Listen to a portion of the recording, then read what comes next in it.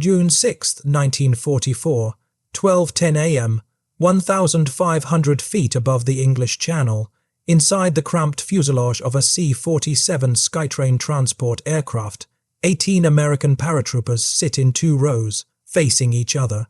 They're loaded with over 100 pounds of gear each parachute, reserve chute, rifle, ammunition, grenades, rations, water.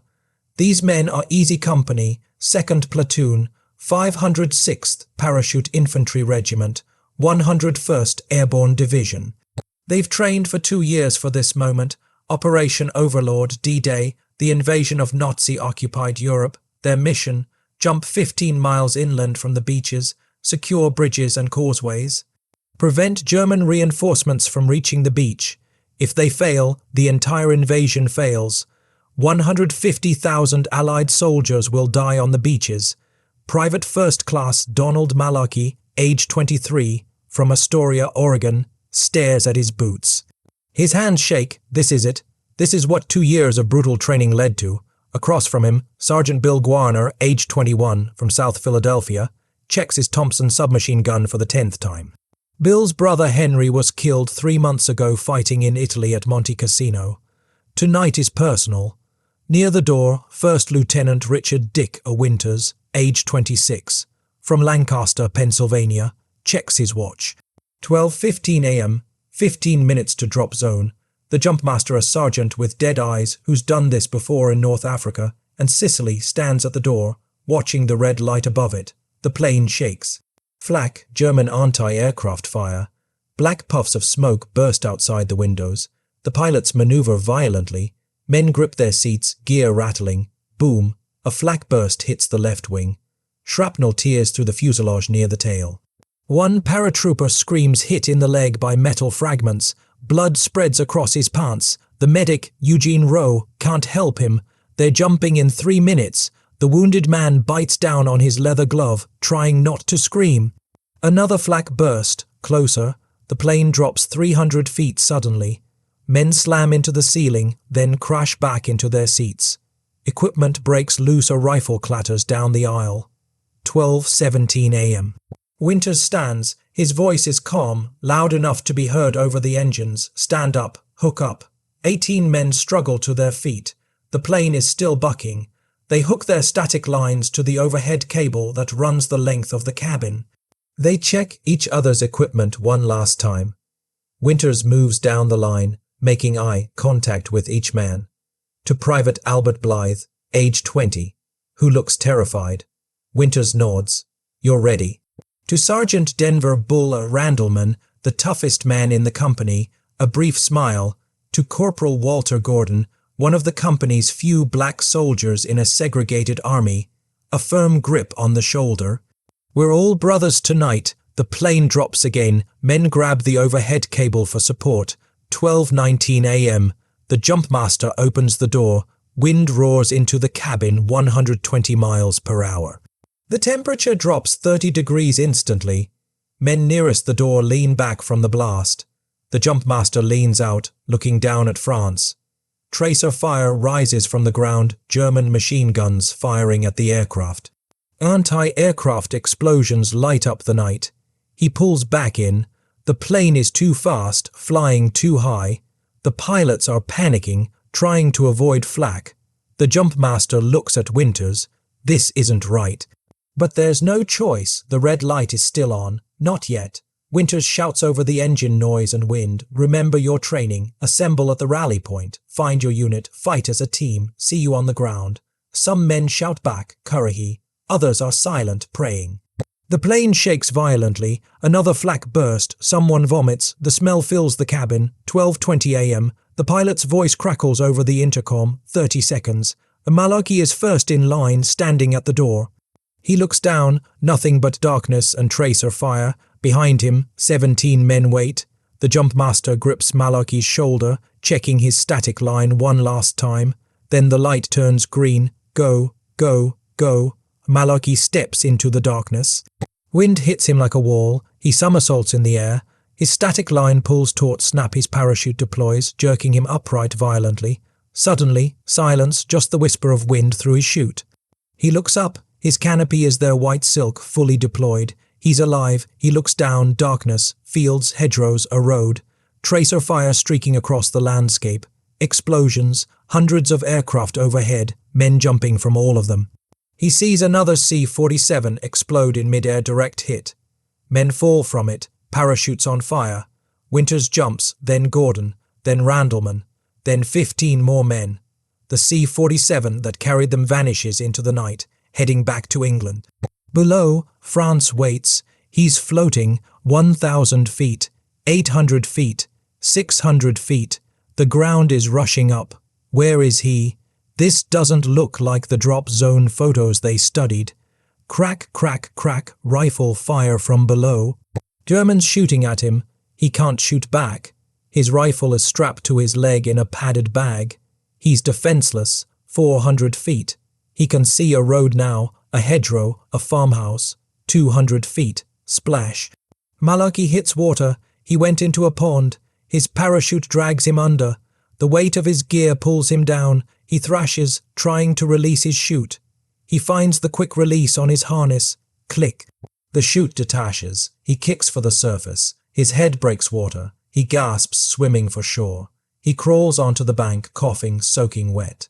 He cuts open the equipment bag on his leg, his rifle. He checks it wet, but it'll work. He looks around. He's alone. No other paratroopers visible.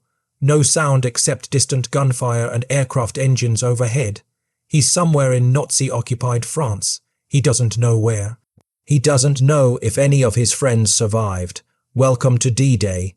Winters hits the ground hard in an open field. His ankle twists but doesn't break. He releases his chute, grabs his rifle, takes cover behind a hedgerow. He's been trained for this. Step 1, orient yourself. Step 2, find your unit. Step 3, accomplish your mission. He pulls out his cricket, a small metal noisy maker issued to all paratroopers. 1 click, challenge, 2 clicks, response. He clicks once. Click, click, someone responds from 50 yards away. Winters moves toward the sound, rifle ready. A figure emerges from the darkness, American paratrooper. Private Carwood Lipton, Easy Company, 1st Platoon. Lieutenant Winters. Lipton, good to see you. Who else you got? Just me, sir. 2 men. They need to find more. For the next 3 hours, Winters and Lipton move through the French countryside, clicking their crickets, finding scattered paratroopers. By 3:30 a.m., Winters has assembled 13 men. 13 men from a plane that carried 18. Where are the other 5? Dead, captured, lost. Winters doesn't know, but he has 13. That's enough to fight. He checks his map by moonlight. They are 4 miles from their objective. Battery at Brecourt Manor, German 105mm artillery guns that can hit Utah Beach. That's where they are going.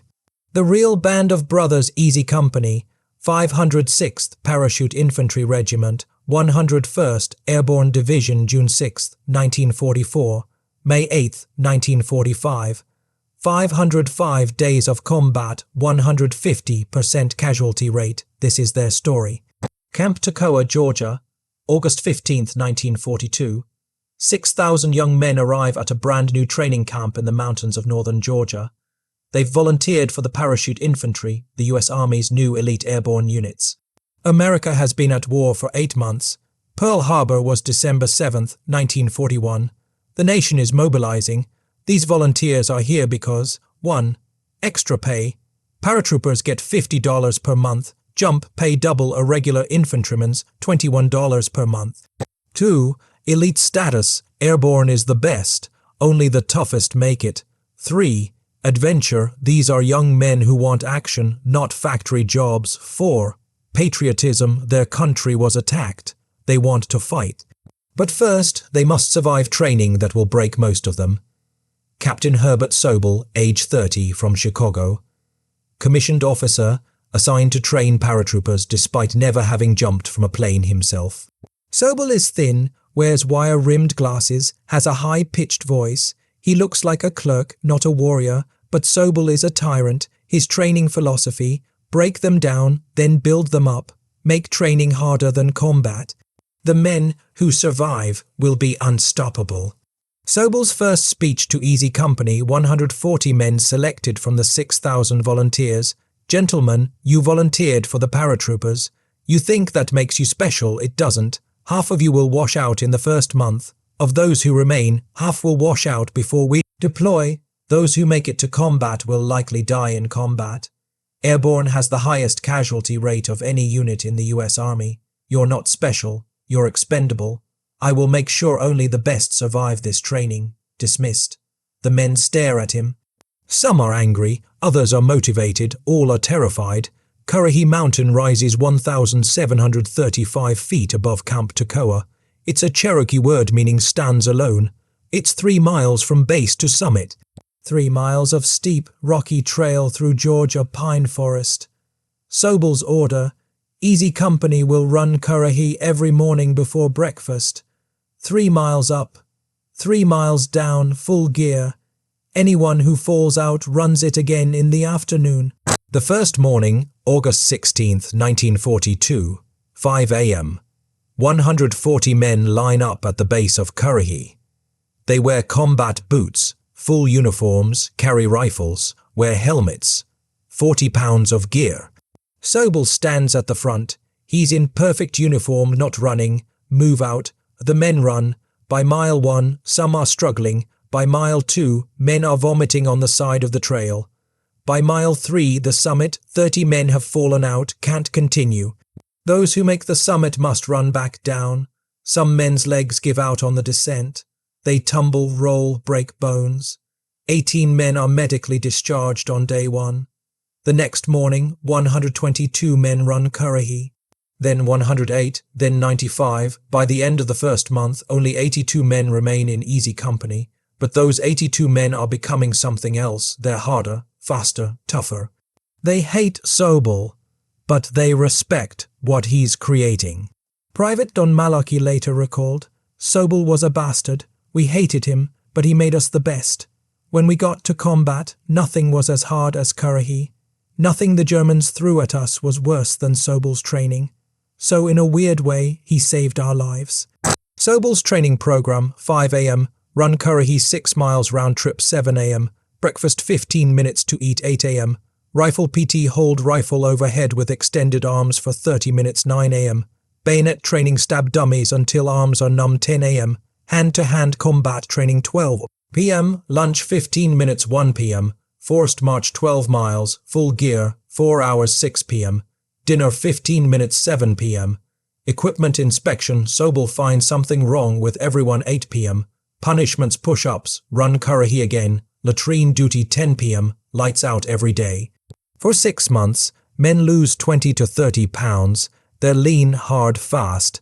Among the 82 survivors is Richard Davis Winters, age 24, from Lancaster, Pennsylvania. Winters is quiet, doesn't drink, doesn't chase women, unlike most soldiers. He's college-educated, rare for enlisted men. He turned down officer candidate school to train with his unit. Weight correction, Winters is an officer. He's a second lieutenant, one of Easy Company's platoon leaders. Sobel notices Winters, and he hates him. Why? Because Winters is naturally what Sobel tries to be, a leader. Men respect Winters, they don't respect Sobel. Sobel targets Winters. During inspections, Sobel finds imaginary problems with Winters' gear. He assigns Winters extra duties. He tries to break him, it doesn't work. Winters never complains. He accepts every punishment, does every extra duty perfectly. Other men see this. They rally around Winters. A divide forms. The men respect Winters. They fear Sobel. One weekend, the men get a 48-hour pass. Most go to Atlanta, 60 miles south. They drink. They fight with regular army soldiers who mock paratroopers as glory boys. They visit prostitutes. They get into trouble, except Winters. Winters stays at camp, writes letters home, reads his Bible, prepares for the next week. The men return Sunday night, hungover, some with black eyes or police escorts. Monday morning, 5 a.m., they run Currahee. Those who drank suffer. Winters, who didn't, leads the pack. The lesson: discipline wins wars. After 4 months at Toccoa, the survivors now down to 72 men after more quit. are sent to Fort Benning, Georgia for parachute training. This is what they've been waiting for. Learning to jump from aircraft. Week 1, ground training, jumping from towers, practicing PLF parachute landing fall, learning how to pack chutes. Week 2, first jump from aircraft. The men load into C-47s. They've run Currahee 100 times, but this is different. This is jumping from a perfectly good airplane. The plane climbs to 1,200 feet. The jumpmaster opens the door. Wind roars in. Men look at each other, faces pale. Stand up, hook up.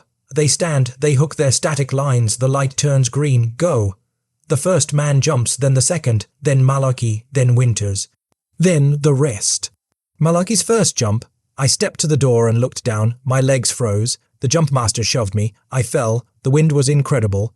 Then my chute opened and suddenly it was peaceful.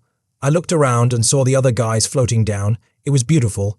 Until I hit the ground and broke my ankle. Malarkey's ankle heals. He jumps again and again. 5 jumps total.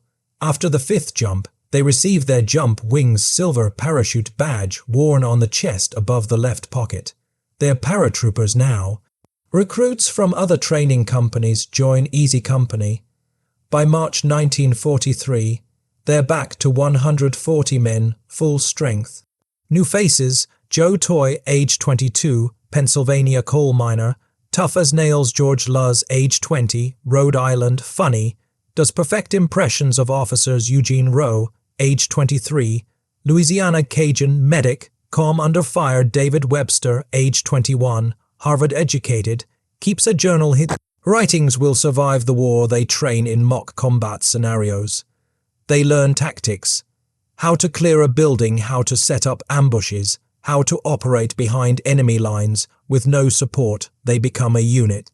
Brothers, Sobel's tyranny reaches a breaking point. During a field exercise, Sobel gets lost. His map reading is terrible. He leads Easy Company in circles for 8 hours. The NCO non-commissioned officers, sergeants who run the day-to-day operations, lose confidence in Sobel. They write a letter to the company commander, Colonel Sink. Sir, we, the undersigned NCO of Easy Company, request that Captain Sobel be removed from command. We have no confidence in his tactical ability. While his training methods have made us the best company in the regiment, we believe he will get us killed in combat due to his incompetence in the field. We respectfully request a new commanding officer before we deploy to combat. This is mutiny. They can be court-martialed, executed. They submit the letter anyway. Led by First Sergeant Lipton and Staff Sergeant Winters was promoted from lieutenant to staff sergeant in a lateral move. Long story involving Sobel's revenge. Wait, correction again. Winters is still a lieutenant. Let me clarify the command structure. Easy Company officers, March 1943. Commanding officer, Captain Herbert Sobel, Executive Officer, XO. Lieutenant Lewis Nixon, platoon leaders. Lieutenant Dick Winters, 1st Platoon. Lieutenant Harry Welsh, 2nd Platoon. Lieutenant Warren Skip Amok, 3rd Platoon. The NCO mutiny letter goes to Colonel Sink. Sink reads it. He knows Sobel trained them well, but agrees Sobel can't lead in combat. Sink's solution: transfer Sobel to a training unit in England. Promote 1st Lieutenant Thomas Meehan to command Easy Company. The men cheer. Sobel is gone, but here's the tragedy. On D-Day, Lieutenant Meehan's plane will be shot down. He and everyone on it will die. If Sobel had remained in command, he would have been on that plane instead. Sobel will survive the war, training paratroopers in England, never seeing combat. Easy Company ships out to England. They're stationed in Aldbourne, a small village in southern England. The English locals welcome them. Children follow American soldiers, begging for chocolate. Young women flirt with the handsome paratroopers. The men train and train and train for 9 months. They know an invasion is coming. They don't know when, but they can feel it. April 1944. Training intensifies, practice jumps, live fire exercises, final preparations. May 1944. They are confined to base. No more passes. Security lockdown. June 5th, 1944, 8 p.m. The men are called to assembly. Colonel Sink stands before them. Gentlemen, tonight we invade France. Operation Overlord begins at midnight. You will jump into Normandy 15 miles behind enemy lines. Your mission is to secure the causeways and bridges so our boys on the beaches can get inland. If you fail, they die. Good luck, and may God be with you." Silence, then organized chaos. Men pack gear, check weapons, write final letters home. At 10 p.m., they board the C-47s. At 11 p.m., the planes take off. At midnight, they cross the English Channel. At 12:15 a.m., the jumpmaster opens the door. At 12:20 a.m., the green light flashes. Their war begins. June 6, 1944. 12:30 a.m., Normandy, France. Donald Malarkey climbs out of the pond, soaking wet, shivering. He's somewhere in France. He has no idea where. He checks his gear, rifle, wet but functional ammunition, 120 rounds grenades, 2 fragmentary, 1 smoke knife, check cricket. Check, he clicks his cricket. Click, no response, he's alone. Malarkey moves toward a hedgerow, thick walls of earth and bushes that divide every field in Normandy. He takes cover, scanning for enemies, a noise, footsteps, German voices. Malarkey freezes. Through a gap in the hedgerow he sees them, 4 German soldiers walking down a dirt road 50 yards away. They're looking for paratroopers. Malarkey has 2 choices, let them pass. Stay hidden, attack, 4 against 1. He chooses option 1. He's one man, mission is to find his unit. The Germans pass. Malarkey waits 5 minutes, then moves in the opposite direction. He walks for an hour, crossing fields, staying in shadows. Finally, he hears it. Click, click. An American cricket response. Malarkey moves toward it. A paratrooper emerges. Private Skip Muck, Easy Company, 3rd Platoon. Malarkey, thank God. Skip, you see anyone else? Just you. 2 men now. They move together.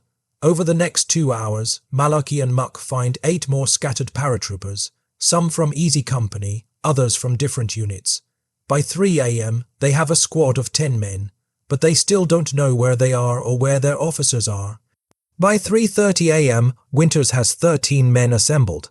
Lipton, Guarner, Toy, Luz, Rowe, Gordon, and 7 others mix of Easy Company and other units. Winters checks his map by moonlight.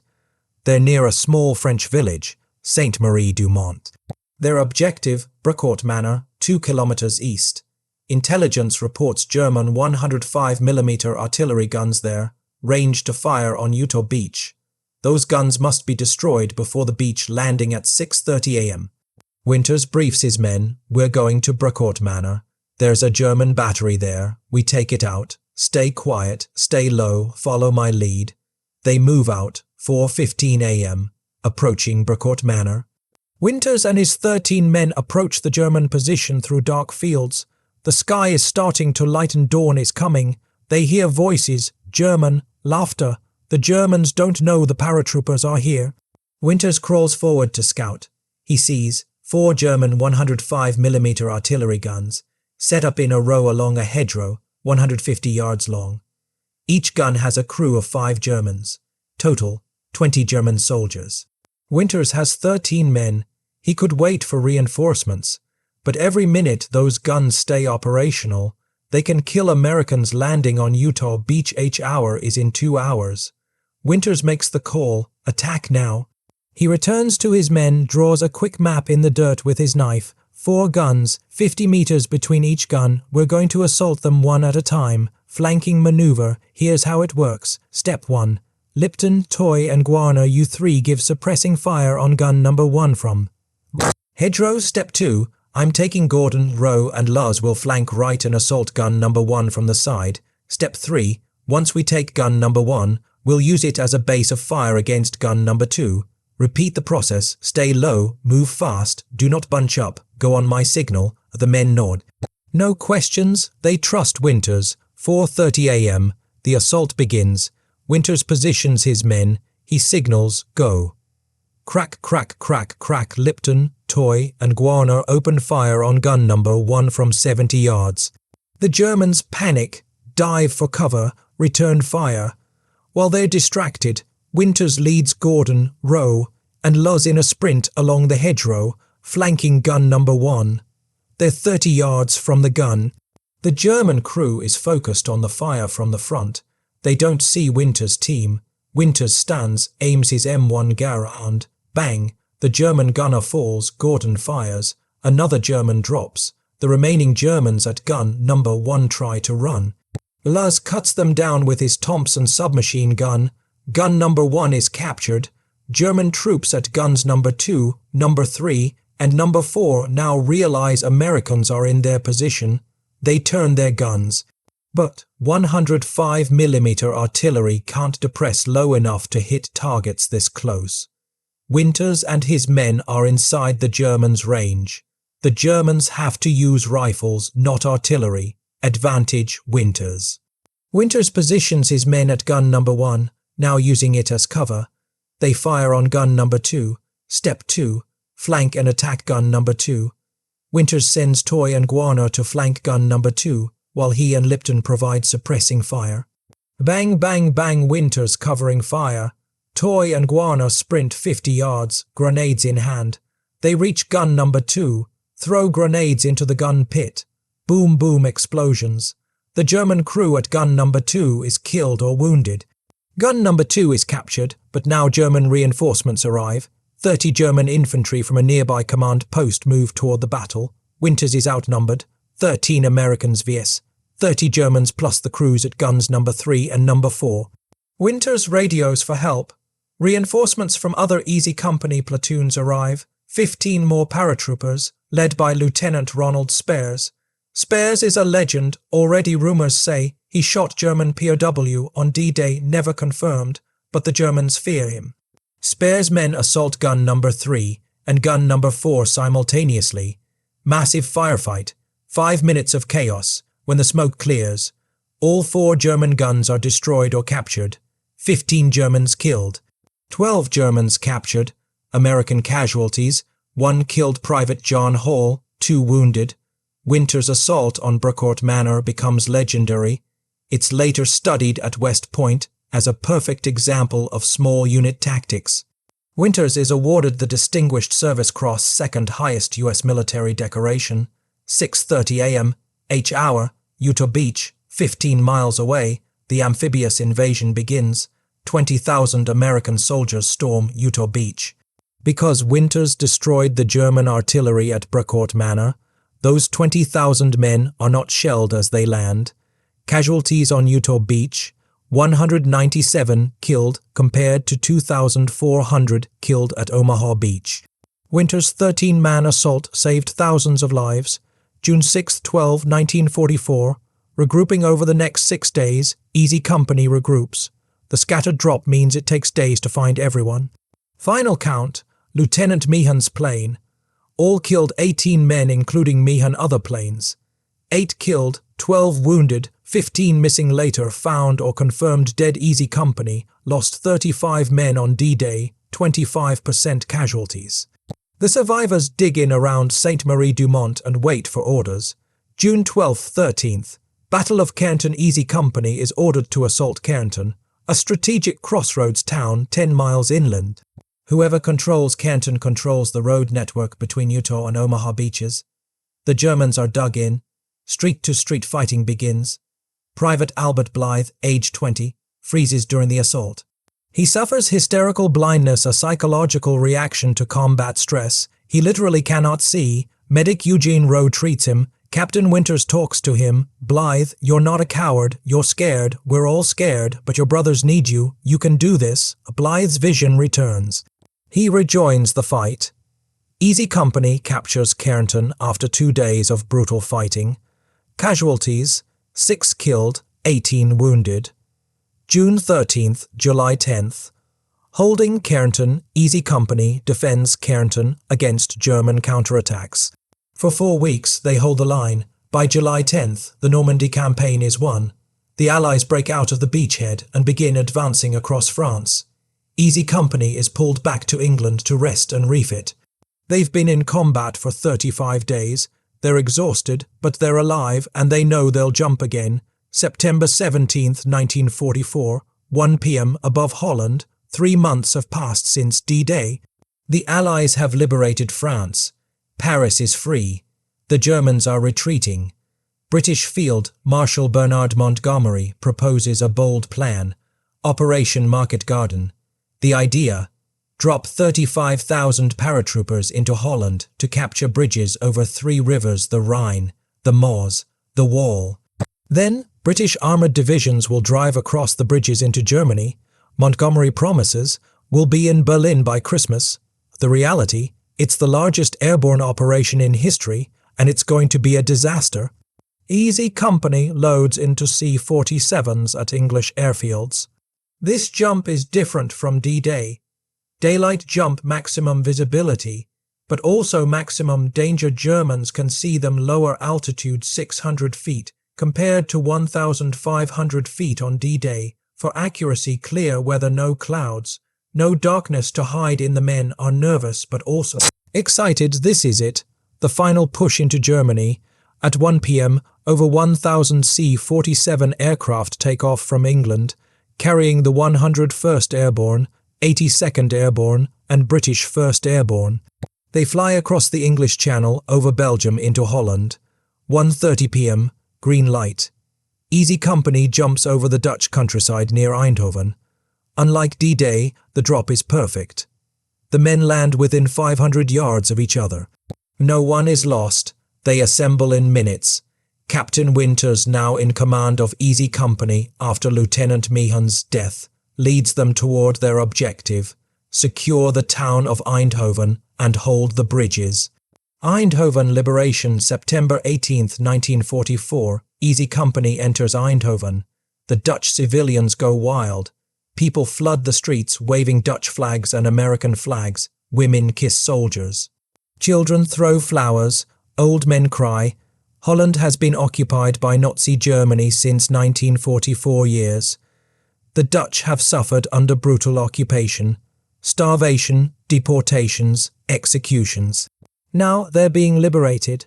Private George Luz later recalled, "It was insane. We walked into Eindhoven and it was like a parade. People cheering, crying, hugging us. Girls kissed me, I mean really kissed me. I'd never been kissed like that.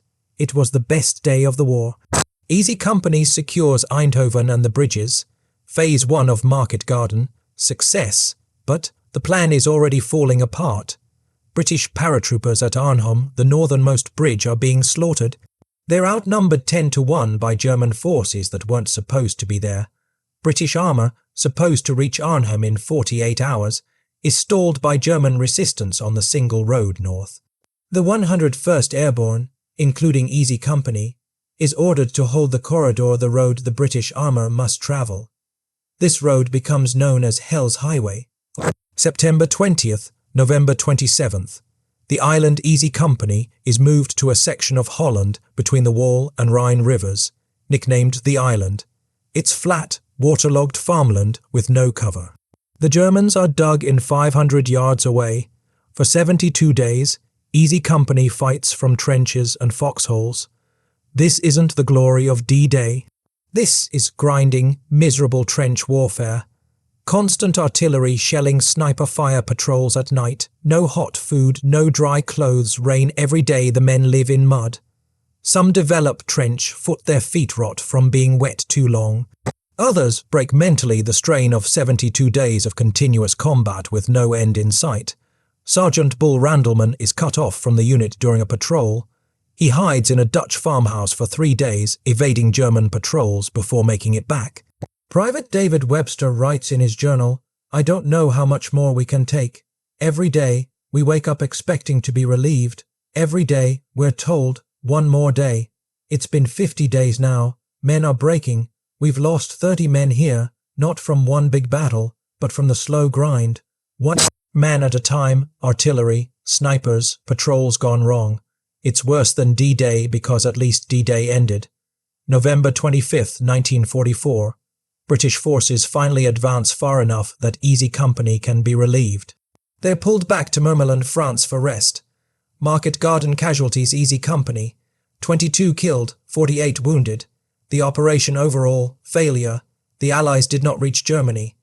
The British 1st Airborne was nearly destroyed at Arnhem. Montgomery's promise of Berlin by Christmas will not happen, but Easy Company survived, barely. They get 2 weeks of rest, hot food, clean uniforms, sleep. Then, on December 18th, They're awakened at 2 a.m. with emergency orders. Pack your gear. We're moving out in 1 hour. The Germans have launched a massive offensive in Belgium. We're going to a place called Bastogne. December 18th, 1944. 6 am. On trucks heading to Bastogne, Belgium. Easy Company rides in open trucks through freezing rain, heading north toward Belgium. They're wearing standard uniforms, no winter gear, no heavy coats. No gloves, no cold weather boots. Why? Because they were supposed to be resting in France. The winter gear is in depot somewhere. There's no time to get it. As they drive, they pass American units retreating, tanks, trucks, artillery, all heading away from the front. One retreating soldier shouts, "Where are you guys going?" Sergeant Guarner yells back, "We're going to Bastogne." The retreating soldier, "You're heading the wrong way. The Germans are kicking our asses. Run." But Easy Company doesn't run. They ride toward the battle. On December 16th, 1944, Hitler launched his last major offensive in the West. Operation Wacht am Rhein Watch on the Rhine. 250,000 German soldiers, 1,000 tanks and 2,000 artillery guns smashed through American lines in the Ardennes forest. The goal, capture the port of Antwerp, split the Allied armies, force a negotiated peace. American units were caught completely by surprise. Entire regiments surrendered. Thousands of Americans were captured or killed in the first 48 hours. The Germans surrounded Bastogne, a crucial crossroads town. The 101st Airborne, including Easy Company, was rushed to Bastogne to hold it until reinforcements arrived. The problem? The Germans surrounded Bastogne on December 20th. The 101st was trapped.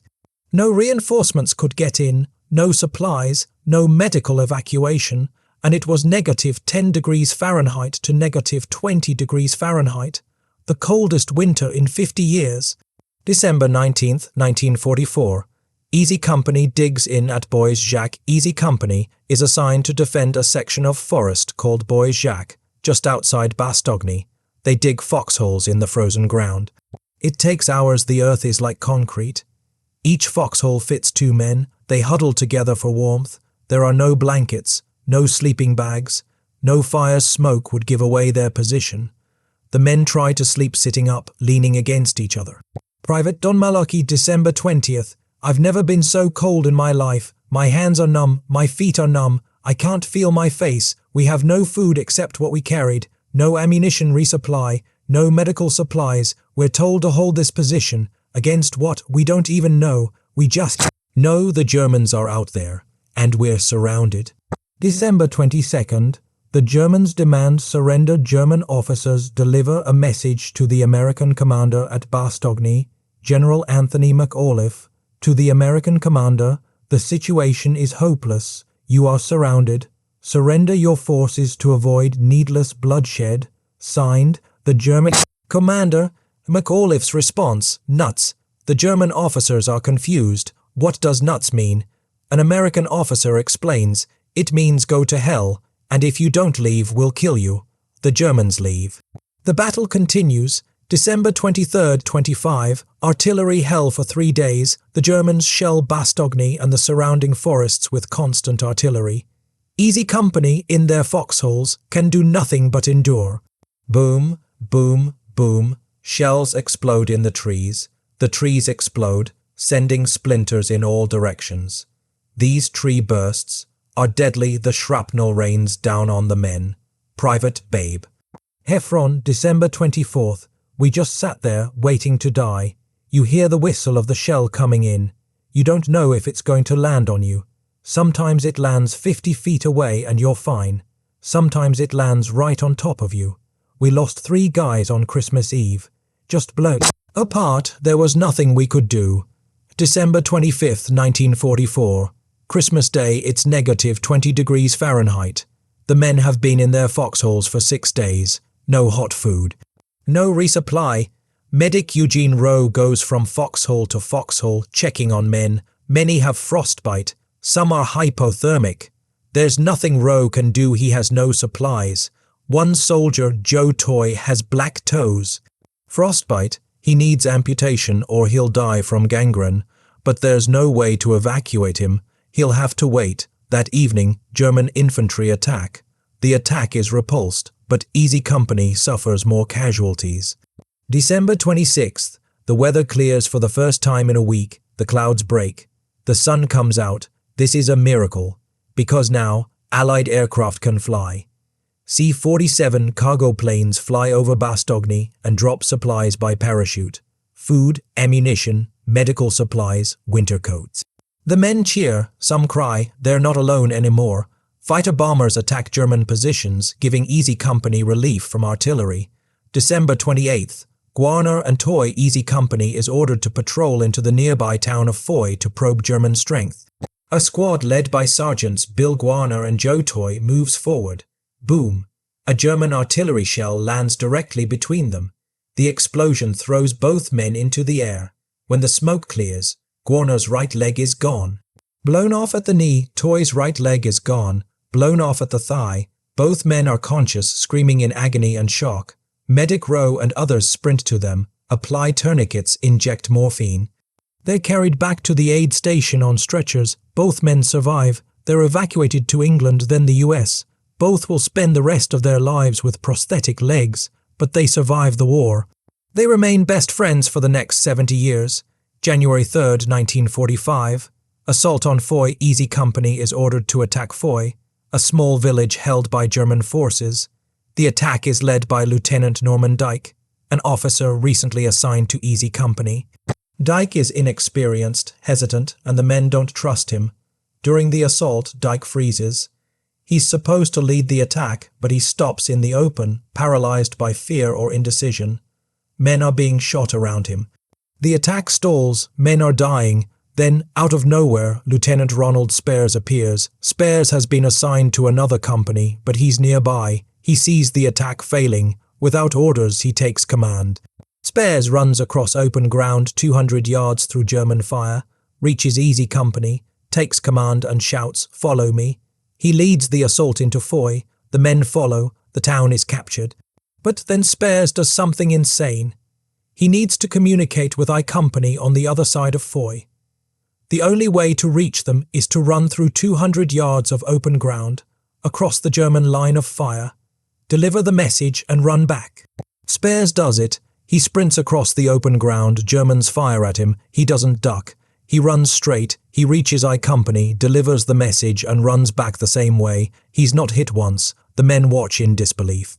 Spares is either the bravest man alive or completely insane. After the battle, Spares is promoted to command Easy Company. The men trust him. If Spares is willing to do that, he'll do anything for them. January 9th, 1945. Patton's Third Army breaks through General George S. Patton's Third Army finally breaks the German siege of Bastogne. The 101st Airborne is relieved. Easy Company leaves Bastogne, marching out through snow-covered roads. They've been surrounded for 23 days. Easy Company casualties at Bastogne. 18 killed, 35 wounded, including Guarner and Toy. 8 cases of severe frost, bites, some leading to amputation. Total casualties 61 men out of 120. They're pulled back to France to rest, refit, and receive replacements. They've survived D-Day, Market Garden, and Bastogne. They're veterans now, hardened, exhausted. But the war isn't over. February 1945. Mermelin, France. Easy Company rests. They receive replacement soldiers, young men straight from the US, eager, terrified. The veterans look at them and feel old. Most of the originals from Toccoa are gone, killed, wounded, or transferred. Of the 140 men who started training in 1942, only 38 are still with Easy Company and fit for duty. The replacements idolize the veterans, asking, "What was D-Day like? Is Bastogne as bad as they say?" The veterans don't answer. They can't explain it to someone who wasn't there. March 1945. Crossing into Germany, Easy Company moves east toward Germany. On March 24th, they cross the Rhine River, Germany's last natural barrier. The Allies have been fighting for this moment since D-Day, the invasion of Germany itself. The men are ordered to load into trucks. They're part of the massive Allied push into the German heartland. As they cross the Rhine, they see destroyed German cities bombed by Allied air forces, German refugees fleeing west, old people, women, children, all terrified German prisoners of war thousands. Surrendering en masse, the German army is collapsing. April 4th, 1945. Haguenau Patrol Easy Company's last combat action. Easy Company is stationed in Haguenau, France, on the German border. The war is nearly over. Everyone knows it. But headquarters orders one final combat patrol, cross the river into German territory, capture prisoners for interrogation, return. Volunteers are requested. Several men volunteer, including Private First Class Eugene Jackson and Sergeant Darrell Shifty Powers. The patrol crosses the river at night. They infiltrate German lines, capture 2 German soldiers and begin the return. Then German machine gun fire. Private Jackson is hit, killed instantly. He's the last Easy Company man to die in combat. The patrol returns with the prisoners. The mission is a success. But Jackson is dead. For what? A patrol that didn't matter. The war will be over in a month. The men are furious.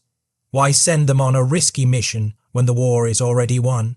But orders are orders. Jackson is buried, the last casualty. April 29th, 1945. Landsberg, the concentration camp. Easy Company is driving through Bavaria, Germany.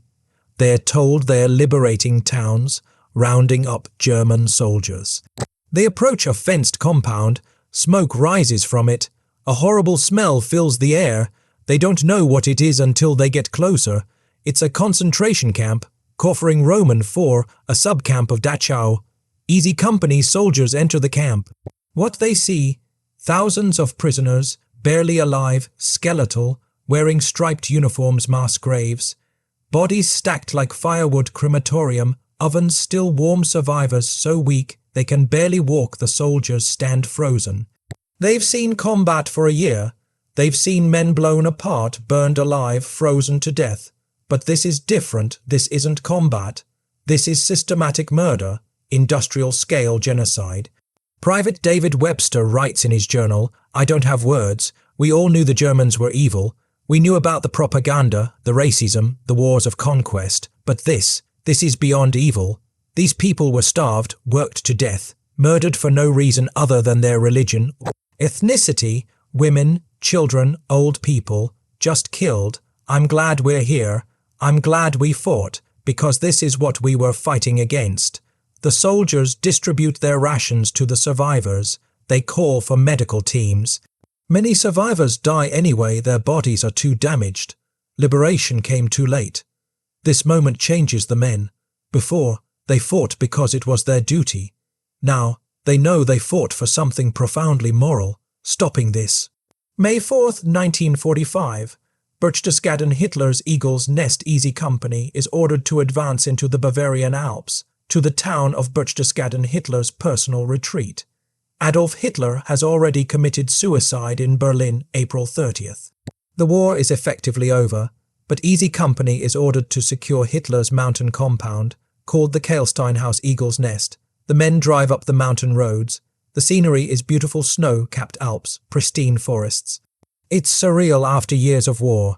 They reach the Eagle's Nest, a luxurious building perched on a mountain peak, 6,000 feet above sea level, accessible by a tunnel and elevator built into the mountain. The SS guards have fled. The building is empty. Easy Company enters Hitler's personal retreat. It's opulent, expensive furniture, hardwood, floors, massive windows overlooking the Alps wine cellar, stocked with thousands of bottles. Hitler's personal office. The men wander through, stunned by the contrast. Hitler and his Nazi elite lived in luxury while Germany starved and the world burned. Some men take souvenirs, silverware with Nazi eagles, wine bottles, photographs. Others just sit and look out the windows at the Alps. This is where their war ends, not in Berlin, not in a climactic battle, but in Hitler's abandoned mountain palace. Private Malarkey later said, "It was anticlimactic. We expected a final battle, some last stand. Instead, we just stopped. The Germans surrendered. We were told, the war is over, and we sat in Hitler's house, drinking his wine, looking at the mountains. It didn't feel real." May 8th, 1945. V-Day victory in Europe. Germany officially surrenders. The war in Europe is over. Easy Company is in Austria, near the Eagle's Nest, when the announcement is made. There's no wild celebration. The men are too exhausted, too traumatized. Some cry, others sit quietly. A few drink. Major Dick Winters, promoted from captain, walks away from the group and sits alone on a hillside, looking out over Austria.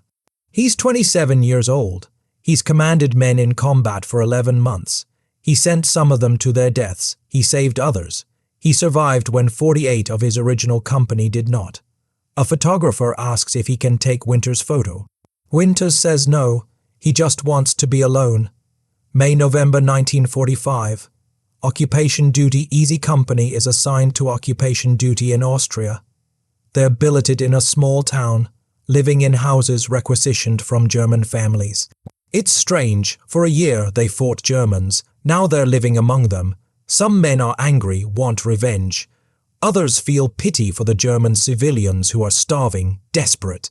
The army implements the point system to determine who goes home first. 1 point per month of service, 5 points per campaign. D-Day, Market Garden, Bastogne count as separate campaigns, 5 points per medal, 12 points for each child at home. Men with 85 plus points are eligible to go home. The D-Day veterans Winters, Malarkey, Lipton, Luz all have enough points. They're going home. The replacements who arrived after Bastogne don't. They're staying. Some will be sent to the Pacific. The war with Japan is still ongoing. The company is breaking up. June-October 1945, going home one by one. The veterans leave. Malarkey ships out in July. He returns to Oregon. Winters ships out in August. He returns to Pennsylvania. Luz, Lipton, Toy on crutches, Rowe all ship home between August and October. By November, Easy Company no longer exists as a cohesive unit. It's a mix of new men who never saw combat together. On November 30th, 1945, Easy Company is officially disbanded. Final formation. The remaining 50 men out of the original 140 stand in formation in Austria. Major Winters addresses them one last time. Gentlemen, Easy Company is disbanded. You're being reassigned or discharged. I want to say, it has been an honor to serve with you. You are the finest soldiers I've ever known. You've done things that will be studied by military historians for generations. You've suffered things no man should have to suffer. You've lost brothers, but you never quit. You never broke. You stood together. That's what made us strong. Not our weapons, not our training, but the fact that we were brothers. Take that with you. Remember the men who didn't come home, honor them, live good lives, and know that you did something extraordinary. You helped save the world. Dismissed. The men salute. Some cry. Easy Company is over. 1946 to 1950s. Returning home, the men of Easy Company return to civilian life. Dick Winters buys a small farm in Pennsylvania. He works the land, raises cattle, lives quietly. He rarely speaks about the war. Journalists try to interview him. He refuses. Don Malarkey returns to Oregon, works in sales. He struggles with PTSD. His closest friends from Easy Company, Skip Muck, Alex Pencola, Warren Muck, were all killed at Bastogne. Survivor's guilt haunts him for decades. Bill Guarner and Joe Toy, both missing their right legs, return to Philadelphia. They live within blocks of each other. They remain best friends, visiting each other daily, attending veterans' events together. George Luz becomes a successful handyman in Rhode Island. He's the life of every party, always joking, always doing impressions. But at night, alone, he has nightmares. Carwood Lipton becomes a teacher, then a businessman. He marries, raises children, and lives a good life, but he never forgets the men he served with. 1960s, 1980s. Reunions begin in the 1960s. Some Easy Company veterans start attending military reunions. At first, it's awkward. They haven't seen each other in 20 years. Some have gained weight, some have gone bald, some have become successful, others struggle. But when they sit together, they're 22 years old again, jumping into Normandy. The reunions become annual events. Wives and children attend. The men tell stories, sanitized versions. They don't tell their families the true horror. 1980s. A historian named Stephen Ambrose is researching a book about D-Day. He interviews Easy Company veterans. They tell him stories he's never heard. Ambrose decides to write a book specifically about Easy Company.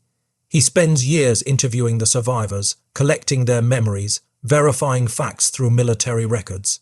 1992. The book is published. Stephen Ambrose publishes Band of Brothers, E Company, 506th Regiment, 101st Airborne, from Normandy to Hitler's Eagle's Nest. The book becomes a bestseller. Easy Company's story reaches millions of readers. The veterans are stunned. They didn't think anyone cared about their story. Suddenly, they're minor celebrities. Schools invite them to speak. Veterans groups honor them. Young people thank them. Dick Winter's 1995 interview, "We didn't do anything special. We were just soldiers doing our jobs. The real heroes are the ones who didn't come home. The 48 men who died. They're the ones people should honor, not me." 2001. HBO Band of Brothers. Steven Spielberg and Tom Hanks produce a 10-episode HBO miniseries based on Ambrose's book. The series costs $125 million, the most expensive TV production ever made at the time. It's meticulously researched. The actors train with military advisors. The battles are recreated with historical accuracy. The surviving Easy Company veterans are invited to the premiere. They watch themselves depicted on screen. Some cry. Others laugh at inaccuracies. Actors are too clean, too well fed. The series is a massive success. It wins Emmy Awards. It introduces Easy Company to a new generation. Suddenly, the veterans now in their 80s are famous. 2000s, 2010s. The final years the reunions continue, but now there are fewer men. 2001, Bull Randleman dies. 2004, Bill Guarner dies. 2005, Carwood Lipton dies. 2007, Joe Toy dies. 2011, Dick Winters dies, age 92. His funeral is attended by Easy Company survivors, active duty soldiers, politicians, and military leaders. Winters is buried with full military honors in Pennsylvania. 2014, Wild Bill Guarner dies. Wait, he already died in 2004, correction. Guarner died 2014, Toy died 2007. Let me correct the timeline. 2007, Joe Toy dies, age 83. 2011, Dick Winters dies, age 92. 2014, Bill Guarner dies, age 90. 2017, Don Malarkey dies, age 96. One of the last surviving original members of Easy Company. 2017, only 7 original Easy Company members remain alive. By 2020, fewer than 5 survive. As of 2024, it's believed only 1 to 2 original Easy Company members are still alive, all over 100 years old. Easy Company's story ensures that World War II is remembered by generations who never lived through it. Their story is taught in schools. Their tactics are studied at West Point. Their brotherhood is held up as the ideal of military service. But the men themselves never wanted to be heroes. They just wanted to serve, survive, and go home. Dick Winters' last interview 2004, grandson, remember that the real heroes are the ones who never came home. Don't forget them. What made them brothers, what made Easy Company special? It wasn't superior weapons. The Germans often had better tanks, better rifles. It wasn't superior numbers. Easy Company was almost always outnumbered. It was leadership, it was training, and above all, it was brotherhood. Dick Winters led from the front. He never asked his men to do anything he wouldn't do himself. He shared their hardships. He cared about them as individuals. When given the choice between medals and saving his men, he chose his men. That's why they followed him into hell. Captain Sobel was a tyrant. The men hated him, but his training made them unstoppable. When they faced real combat, nothing was harder than Currahee Mountain. The men of Easy Company weren't just soldiers. They were brothers. They shared everything: food, ammunition, warmth, fear, hope. They covered for each other. They saved each other. They mourned each other. And they never forgot each other. Easy Company, 506th PIR, 101st Airborne Division, Combat Record, D-Day, June 6, 1944, Normandy Operation Market Garden, Sept. Nov. 1944, Holland Battle of the Bulge Deck, 1944, Jan. 1945, Bastogne, Germany, Feb. May 1945, Final Offensive Days in Combat, 505 Days Original Strength, 1942, 140 men total who served in Easy Company 1942-1945, 366 men including replacements killed in action, 48 men wounded in action, 150 plus men casualty rate, 150%. Every position in the company was filled 1.5 times due to replacements awards, 4 Bronze Stars for Valor, 69 Bronze Stars for Service, 2 Distinguished Service Crosses Winters. Others Presidential Unit Citation, Bastogne the Faces, Dick Winters 1918-2011, farmer, Pennsylvania, lived quietly, died age 92, honored as America's greatest combat leader. Lewis Nixon 1918-1995, businessman, California, struggled with alcoholism, reconciled with Winters before death. Ronald Spares 1920-2007, career military, retired lieutenant colonel, served in Korea, died peacefully. Bill Guarner 1923-2014, motivational speaker, Philadelphia, one leg, never stopped fighting.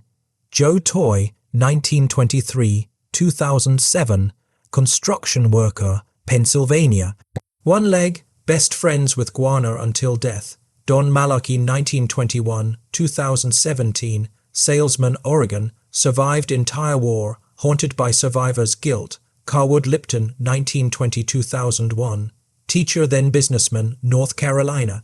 Beloved leader, Eugene Rowe 1921-1998, medic, returned to Louisiana, became construction worker, quiet, humble. George Luz 1921-1998, handyman, Rhode Island, always joked, never complained. Dick Winters 2004, asked what he wanted people to remember about Easy Company. I'm not a hero.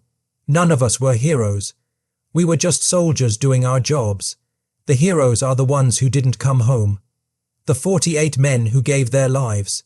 If you want to honor us, don't honor me. Honor them, visit their graves, say their names, tell their stories, and remember, we fought so that the world would never have to fight a war like that again. We failed. There have been more wars, but that doesn't mean we stop trying. Live good lives, be kind to each other. Stand up for what? Right, that's what we fought for.